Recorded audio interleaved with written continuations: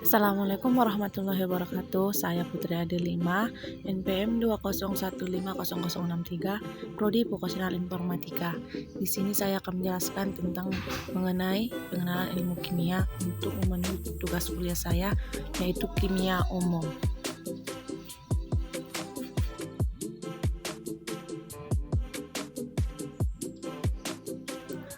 Apa sih itu kimia? Ilmu kimia adalah ilmu pengetahuan alam yang mempelajari tentang materi yang meliputi struktur, susunan, sifat, dan perubahan materi serta energi yang menyertainya. Perubahan materi tersebut dapat juga menimbulkan dampak negatif terhadap manusia dan lingkungannya. Pertama yang akan kita bahas yaitu kajian ilmu kimia. Yang pertama adalah pengertian materi. Materi dapat diartikan sebagai segala sesuatu yang punya massa dan menempati ruang. Makhluk hidup dan yang tak hidup terdiri atas materi, manusia, tumbuh-tumbuhan, hewan, air, batu, kayu, garam, dan benda-benda apa saja yang ada di sekitar kita. Kedua yaitu wujud materi. Materi terdiri dari 3 macam wujud, yaitu padat, cair, dan gas. 3. Massa dan berat materi. Materi mempunyai massa dan berat. Pengertian massa berbeda dengan pengertian berat. Massa suatu benda di semua tempat selalu tetap, sedangkan berat tergantung pada gaya gravitasi bumi setempat. 4.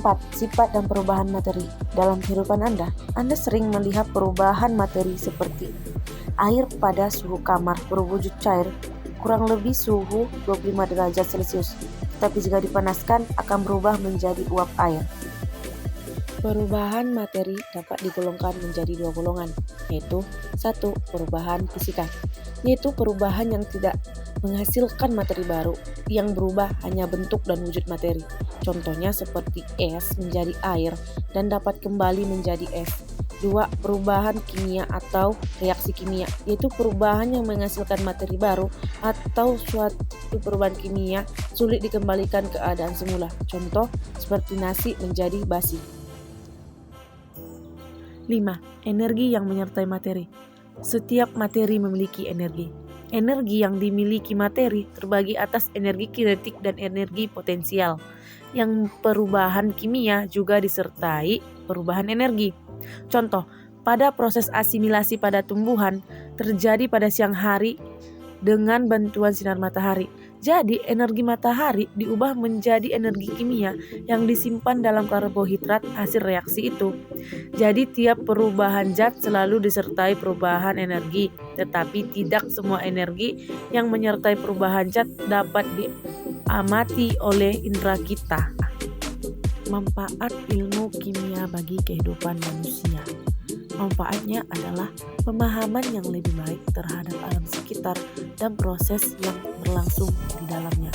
Dari uraian di atas telah dijelaskan bahwa materi dapat berubah secara fisis atau kimia.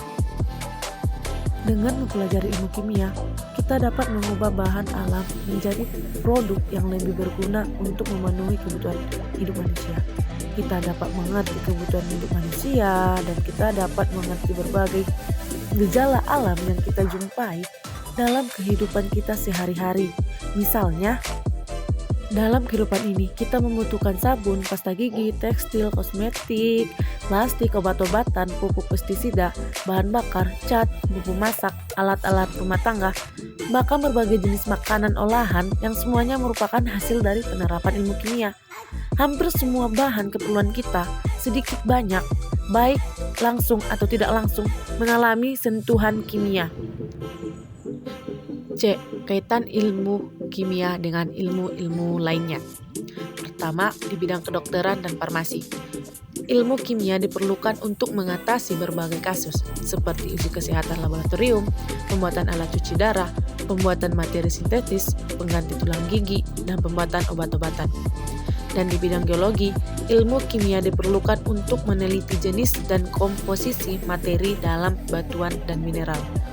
Bidang pertanian, ilmu kimia digunakan untuk pembuatan berbagai macam pupuk dan pestisida agar produksi pangan meningkat.